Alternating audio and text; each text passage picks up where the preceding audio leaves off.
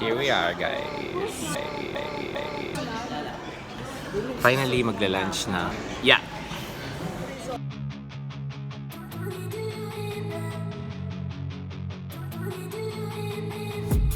I've been dreaming on in my head like I've seen it. A life worth living is a life with meaning. I'll do what I love till my heart stops beating. I'm feeding this demon.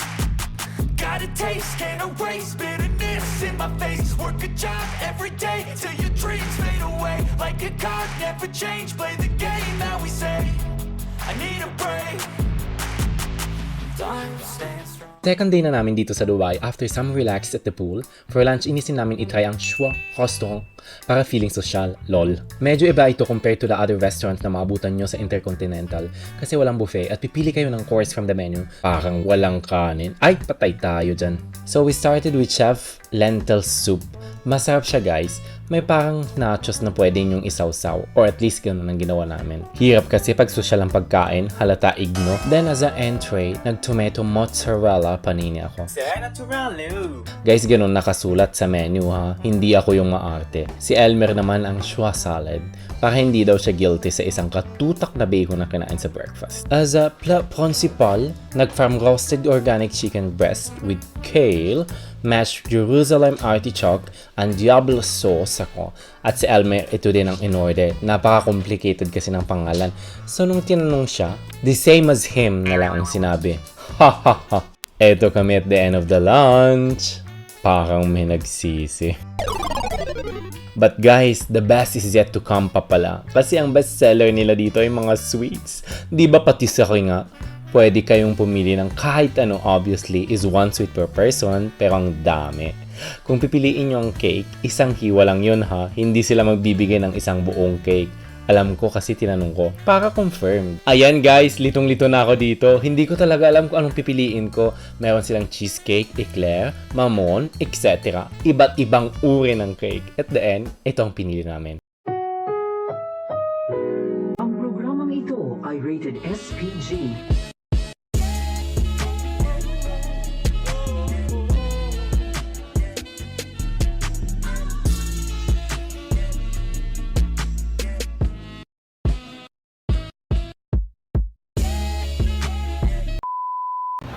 Hi guys, we're waiting for a taxi. Saluta Max. Papunta sa Palm Tree, di ba? Palm Tree ba tayo? Palm Jumeirah. Palm Jumeirah. Okay. See ya. Bye. Ang metro ng Dubai. Here we go. Come on guys.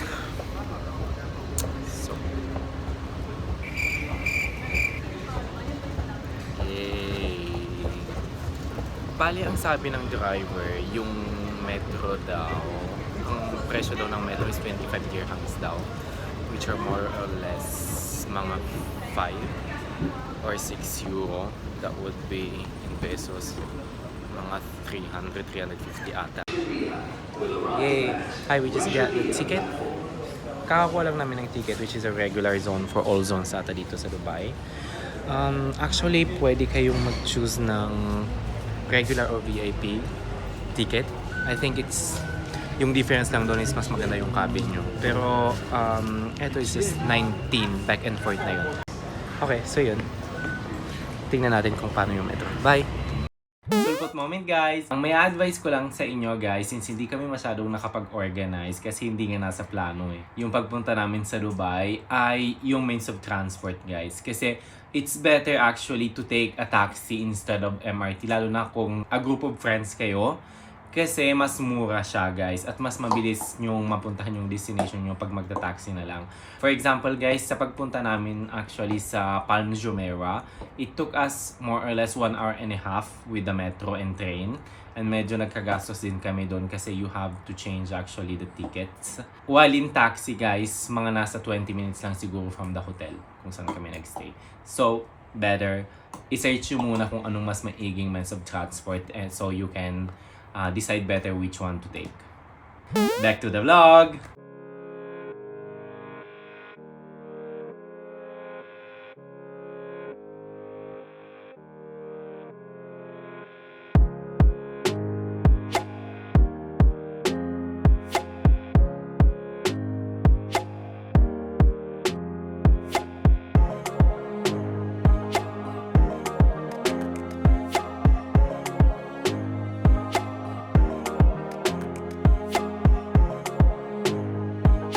Eto, so, bumili kami ng bagong ticket to go to Palm Jumeirah, bali 30 sa Atlantis. Back and forth na to. Let's try. Dubai.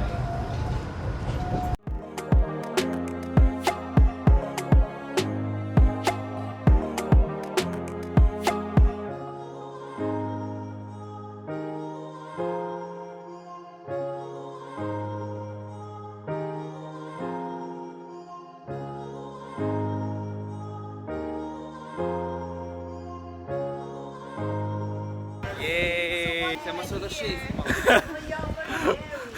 Babalik na tayo, di ba? Babalik na agad.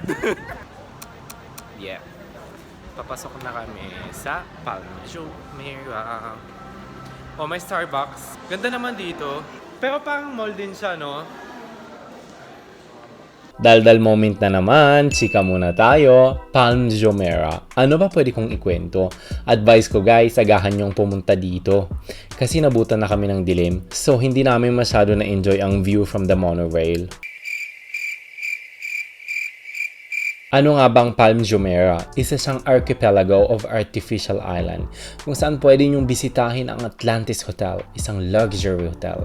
Dito nyo maabutan ang restaurant ng mga famous chef tulad ni Gordon Ramsay at ni Salt Bae. But the principal attraction of Atlantis I think is the Aquaventure Water Park and the Lost Chambers Aquarium, home to over 65,000 marine animals. Tas dito nyo matatagpuan the Wave House, an entertainment center featuring a bowling alley, arcade games, dining area with a bar, and a wave machine to learn how to surf. Idi wow!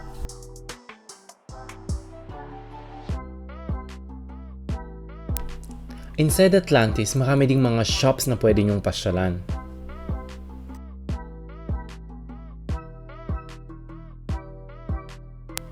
Hindi namin masyado na iplano yung biyahe sa Dubai, but we will return for sure.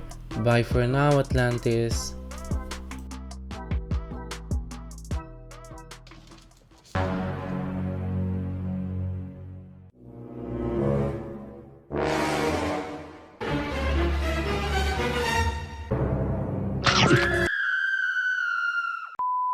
Ayan na naman tayo guys. After a long day of walk, we need to recharge our batteries. Chibugan! Wala nang kaklas-klas, binulgar na namin ang sarili namin. Piestahan kong piestahan. Ang peg namin dito ay kunwari may handaan. So alam nyo na, ulam all you can. Halos lahat ng pwedeng ulamin, inulam. Starting with beef and fungi, pansit, different kind of gulay, grilled fish. Kahit sushi, inulam namin igno. Ayan guys, kung nagtataka kayo, ibang klase talaga. Kahit rice, inulam sa rice. Ano ba yan? At para sure na busog, second round! My God, kaya pala lumobong mukha. Guys, pakita ko lang ha. Pero hindi ko na ibubulgar kung paano namin tinapos ang dinner.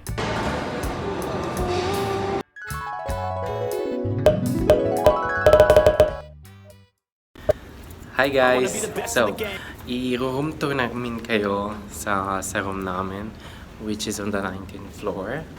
Room 1904. CjVentura, your personal room tour advisor. 1904 guys. Wait lang guys. I-change ko lang yung camera ha. So, eto yung entrance. Eto yung hall namin.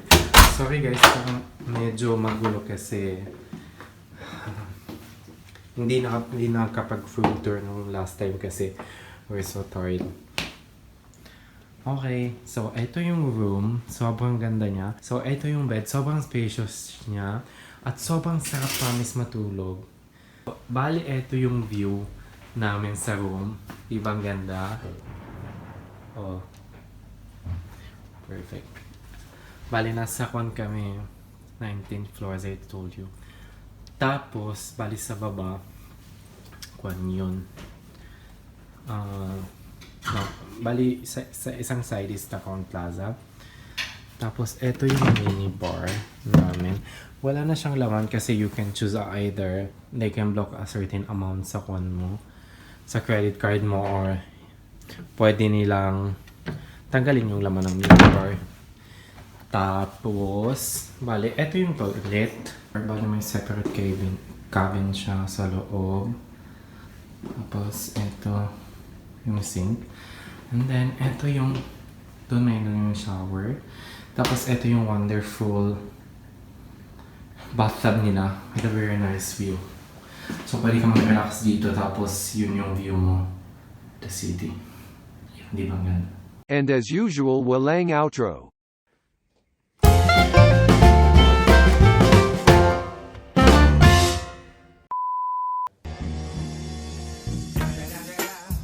It's the motherfucking Eagle Double G. Snoop Dogg.